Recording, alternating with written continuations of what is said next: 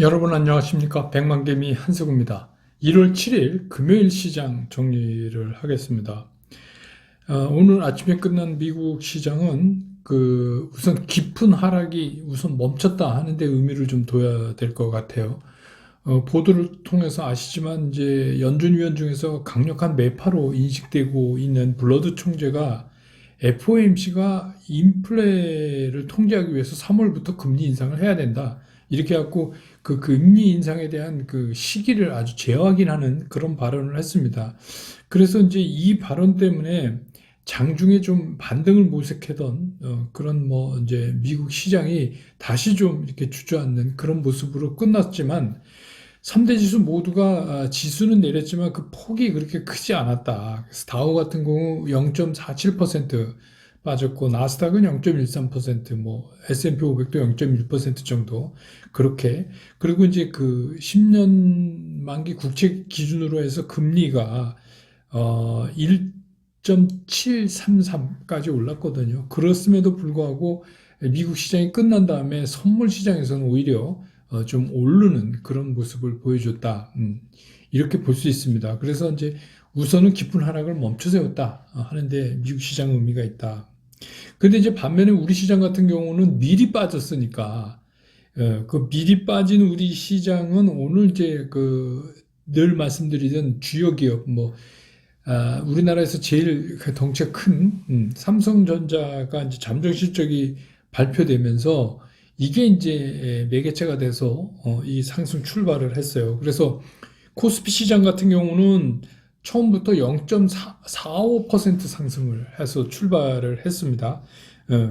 그래서 뭐 중간에는 1%가 넘게 1.3%, 그래서 이 지수로 2,959포인트까지 이렇게 올라갔었습니다. 근데 이제 추가 상승을 뭐 한다는 것보다는 그런 이제 상승 지수를 이렇게 지키는 나가는데 시장이 그런데 주력하는 모습을 보였어요. 그래서 외국인들은 장 출발 전부터 순매수를 이어갔습니다. 오늘 외국인들은 코스피 시장에서. 그래서 초반에 그 매수 우위를 좀 보였었어요. 개인들이 그러다가 지수가 올라오니까 바로 이제 개인들은 매도세로 전환했고 금융 투자를 중심으로 한 기관들은 계속해서 매도 우위를 보여갔습니다. 그래서 오후 들면서 매도 강도가 조금 약해지면서 또 그에 따른 지수는 좀 위로 상승하고 뭐 이러는 모습을 보였어요. 그래서 오늘 코스피 시장에서 외국인들은 6,344억을 순매수했네요. 그러니까 기관은 3,741억을 순매도했고 개인들도 2,451억을 순매도했습니다. 그래서 오늘 코스피 지수는 2,954.89포인트, 어제보다 1.18% 상승하면서 시장을 마감을 했습니다. 또 코스닥 시장 같은 경우는 뭐 3거래일간 계속해서 좀 큰 폭의 하락을 했는데 그걸 디뎌내면서 오늘 이제 0.6% 상승하면서 출발을 했어요.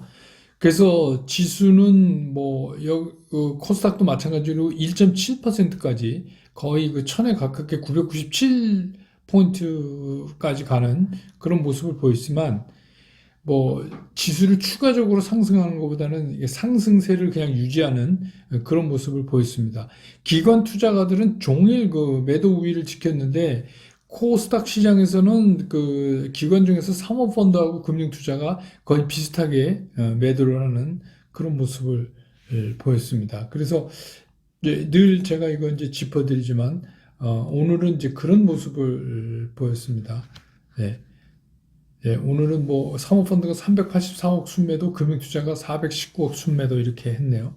그 다음에 이제 매도 우위를 보이던 외국인들이 중간에 이게 살짝 매수 쪽으로 방향을 바꿨어요. 그래서 뭐 끝날 때는 많지는 않지만 매수 쪽에 순매수 쪽에 기록을 내는 그런 모습을 보였습니다. 그래서 이제 개인들도 다시 매도 쪽에 있다가 매수 쪽으로 돌아오는 코스닥 시장에서 그런 모습을 보였습니다. 오늘 외국인들이 코스닥 시장에서 576억을 순매수했고요. 개인들은 241억을 순매수했고 기관들은 840억을 순매도를 했습니다. 오늘 이제 조금 신경 쓰이는 게 여러분들 요새 이제 우리가 계속 보고 있지만 1200 1원 50전으로 오늘 그 환율이 끝나는 것 같아요. 그래서 이제 $1 환율이 1,200원을 이제 넘어갔습니다. 그래서 이것도 이제 앞으로 우리가 좀 계속해서 신경 써봐야 될 겁니다. 그 다음에 이제 시장 특징을 좀 살펴보면 오늘 이제 그 로봇 관련주들이 좀 많이 움직였어요. 이게 제가 몇 차례 거듭해서 말씀드리죠. 이슈로 많이 나타날 거다, 앞으로. 오늘 또 그랬습니다.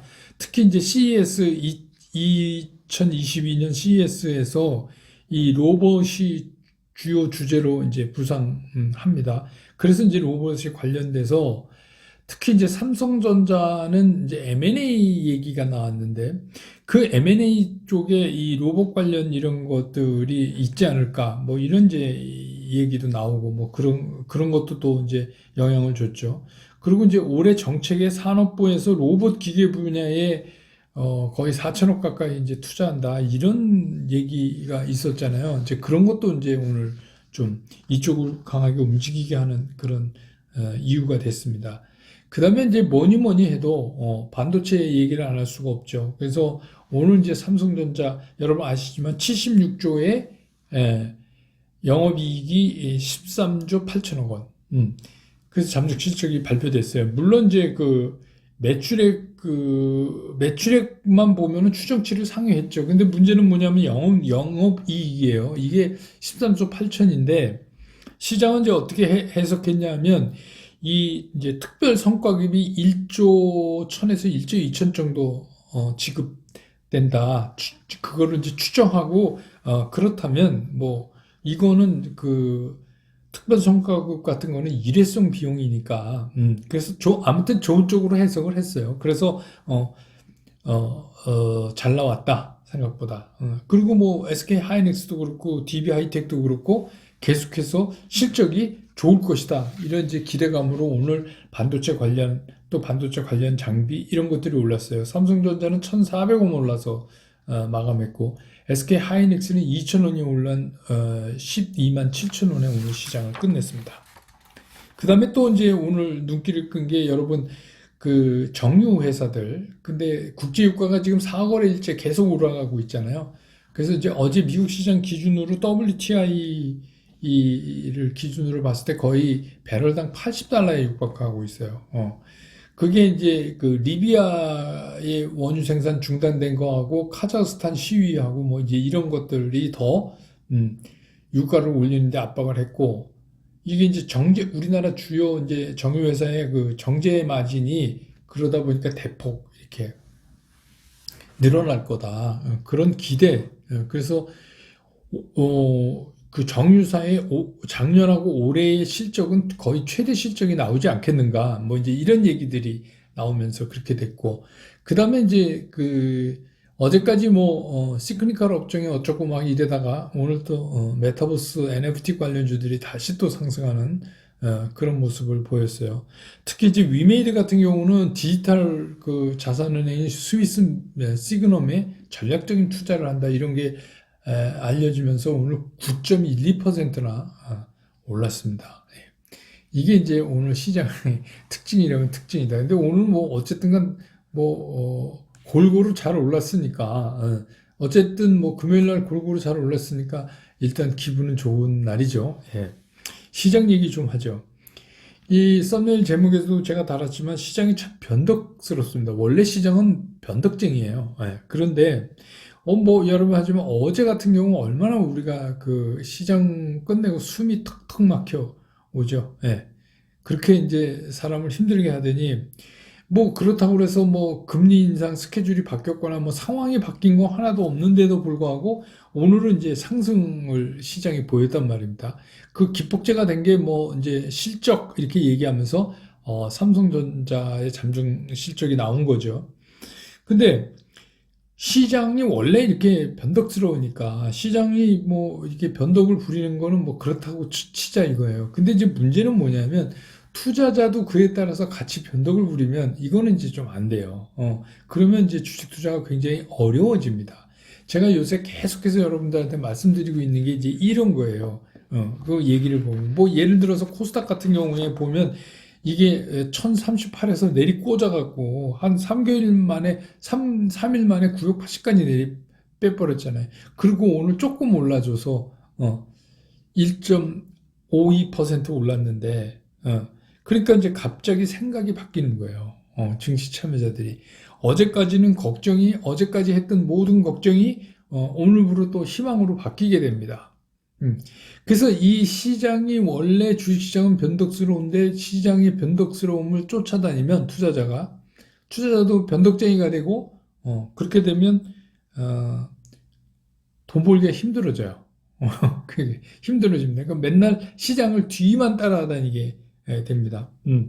그래서 뭐 여러분도 다 느끼셨겠지만 저도 그렇게 느끼는 거죠. 주식 투자하는 사람이 뭐 주가가 오르면 좋죠. 근데 이제 어제까지에 그렇게 우리를 힘들게 하던 그런 뭐 숨막힘이나 이런 거는 이제 오늘 딱 사라지고, 이제부터 뭐 갈 것 같은 또 그런 느낌이 들어요. 오늘 저렇게 시장이 이제 뻘개지면. 그리고 이제 더군다나 이거를 더 구체적인 그 투자 종목으로 이제 들어가서 이제 그거 살펴보면 그 정도가 더 심해집니다. 이제 어제까지는 우리 뭐 얘기했잖아요. 뭐 각각 뭐 다른 여러 군데 유튜브에서도 그렇고 뭐 여러 군데서 뭐 이제부터는 뭐 시크니컬이 뭐 당분간 어쩌고 저쩌고 뭐 이런 얘기 그렇게만 나오고 그랬는데 오늘 보니까 또 느닷없이 그냥 내 팽개쳐놨던 메타버스 관련주들이 오늘 또 움직였어요. 그러니까 문제는 뭐냐면 이게 시장에서 너무 이 시장의 흐름이 나오고 나서 그 다음에 뭐 증권사들 그쪽에다가 리포트를 많이 내고 또 각종 뭐 이런 유튜브를 포함한 매체에서도 뭐 이게 된다 왜 여러 군데서 얘기 나오면 아니라고 제가 그랬잖아요. 그게 2020년엔 가능했어요. 여러 군데서 얘기가 나올수록 더 올랐어요. 근데 올해는 아니다. 올해는 아니다. 올해는 절대로 그렇게 안 된다. 그래서 제가 늘 말씀드리지만 지금은 시장이 어느 쪽이 된다. 그러니까 뭐 어느 섹터가 됩니까? 뭐 이런 얘기 자체가 좀 웃기는 거예요. 지금 그런 논쟁을 할 필요가 없어요.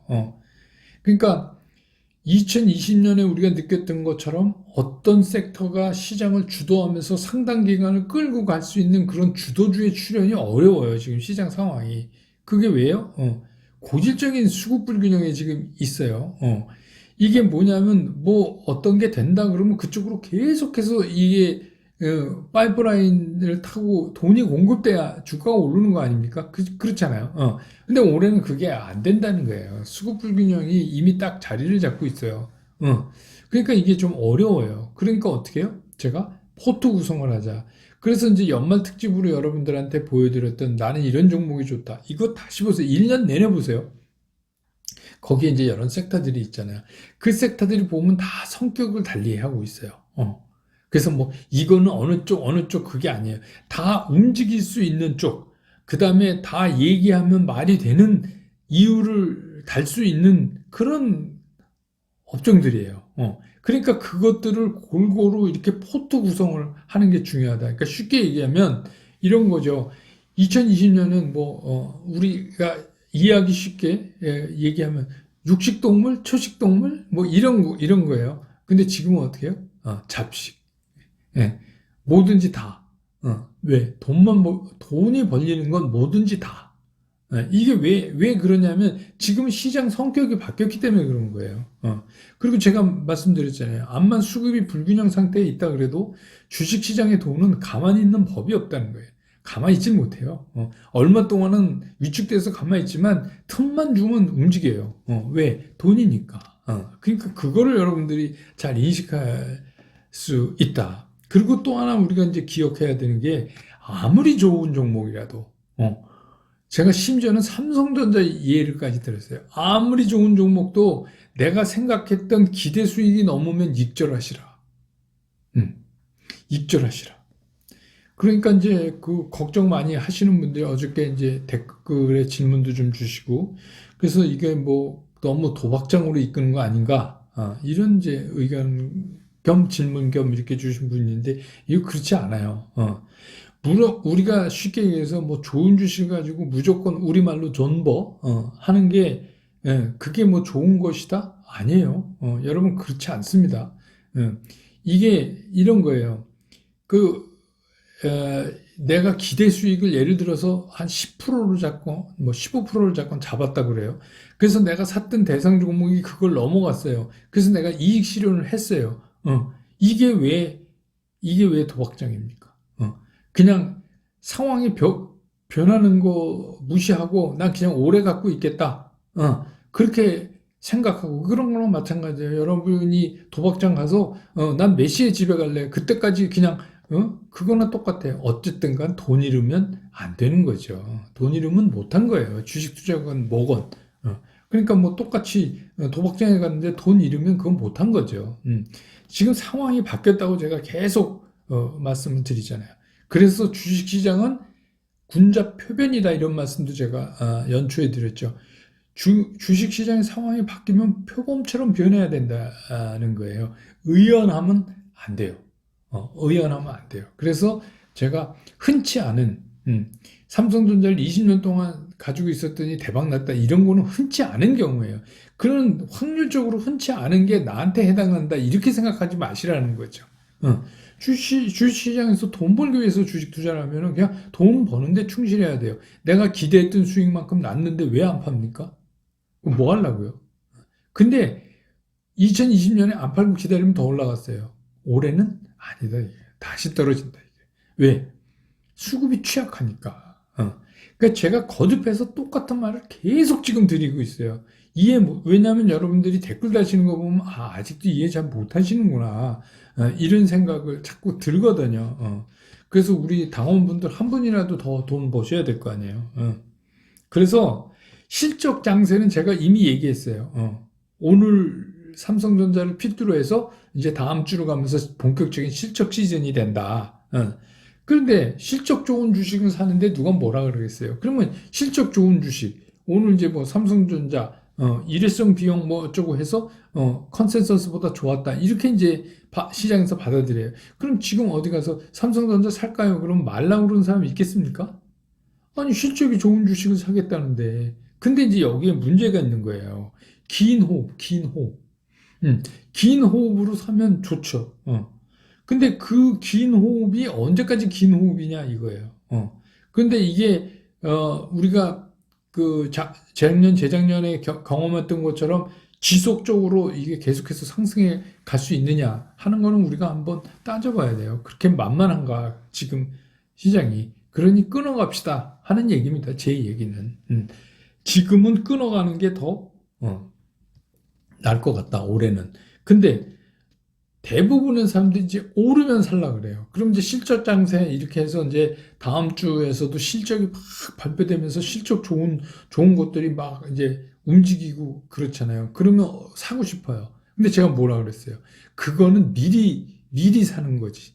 실적이 좋은 걸 미리 사놓고 실적 장세다 이래서 올라가면 기대 수익이 넘어가는 대로 거기다 놔줘야 된다. 제가 이제 이렇게 말씀을 드렸잖아요. 그러면 지금 뭐 실적 발표하고 있는데 뒤늦게 지금 뭐 자다 깬 사람처럼 갑자기 무슨 실적주가 어쩌고 뭐 이거 되게 웃기잖아요. 그러면 우리가 이런 실적 잘 나오는 주식을 살 수 있는 기회가 얼마나 많았어요. 그 12월 15일부터 연초로 넘어오면서 그때 그런 것들을 했다가 지금 이제 뜨면 주는 거예요.